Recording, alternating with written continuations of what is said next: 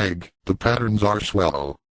Hello, my name is Pickles, and today I am not going anywhere or doing any of my usual sexual shenanigans.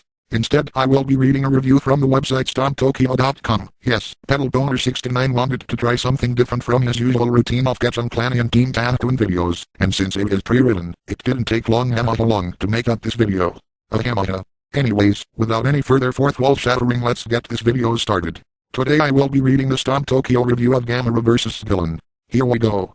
It is a well-known fact that in the real world, everyone has an evil twin. So it isn't surprising that movies often feature evil twins. Remember the Cosmos twins from Godzilla vs. Mata, 1963, and other Godzilla movies? Well, if they had evil twins who would have to be evil twins themselves, think about it, those twins would be the Terran women from Gamera vs. Guillon. Gamera vs. Guillon is probably better known to Kaiji fans as Gamera vs. Guillon. And if you are old enough that you got your education in monster films from after-school TV in UHF channels, you probably knew this movie as Attack of the Monsters. The title it was given by American International Pictures, its distributor of the time. The new dubbed tape from Neptune Media uses the 8 dub, as opposed to the later Sandy Frank dub, but restores some scenes of monster violence that 8 removed from the DVD prints. Neptune has also done monster fans the favor of making this movie available in Japanese with subtitles.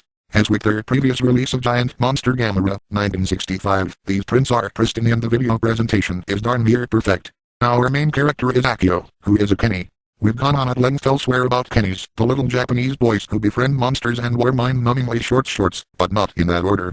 Kennys show up in a bunch of Gamera films, helping to cement Gamera as friend to all children.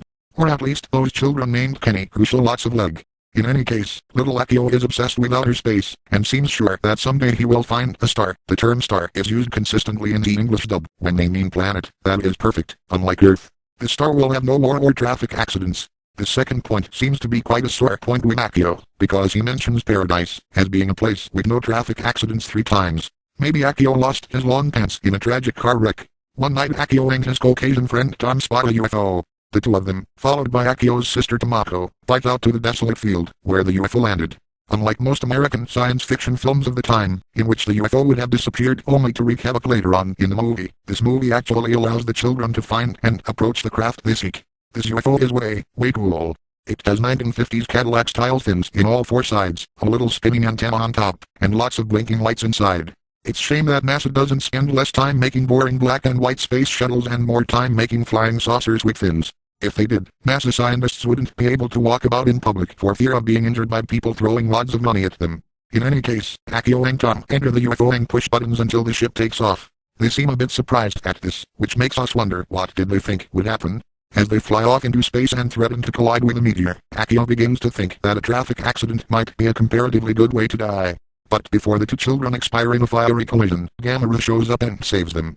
Darn. Using his mysterious Kenny powers, Akio determines that Gamera is our friend.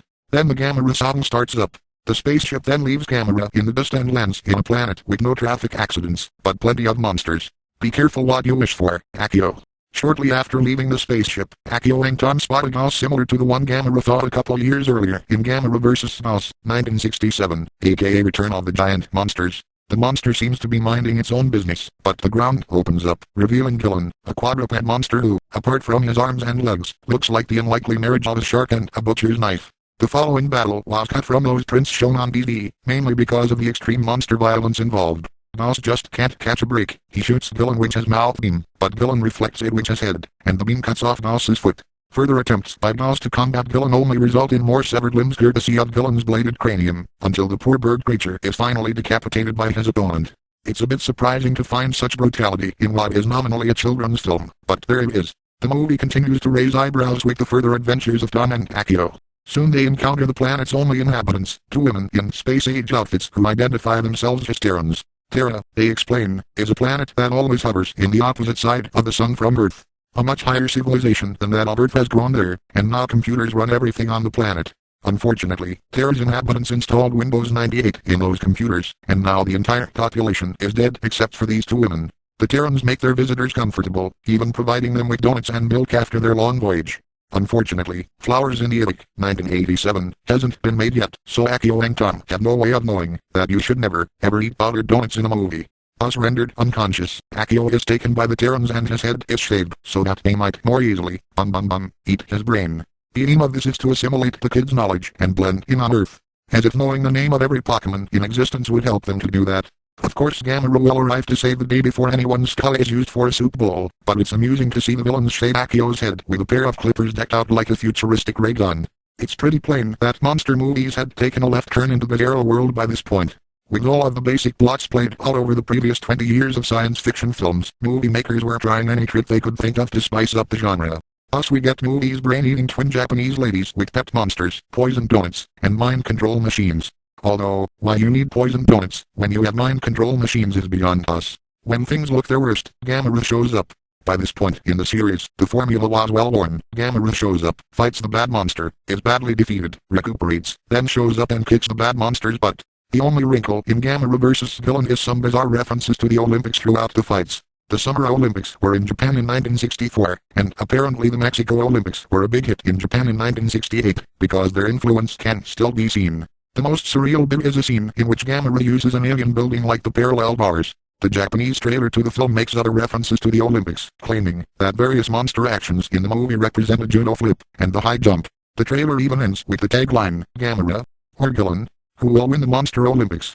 Tiger Woods, probably. To round out this bizarre movie, the moral comes to us from Akio's mother, who apologizes to Tamako for not believing her a wild story about Akio and Tom flying away in a spaceship. Elsa, Tom's strangely Aryan mother, we should have more trust in our children. Yes parents, if you're looking for that special children's film that includes bloody dismemberment and encourages children to tell tall tales to their parents, you must rent Gamera vs. Guillon. Well folks, thanks for listening to this swell review of this equally swell Japanese film, and be sure to tune in next time for more swell Speakonia videos featuring swell foot action and other sexual shenanigans. Later all you swell sexy faggots.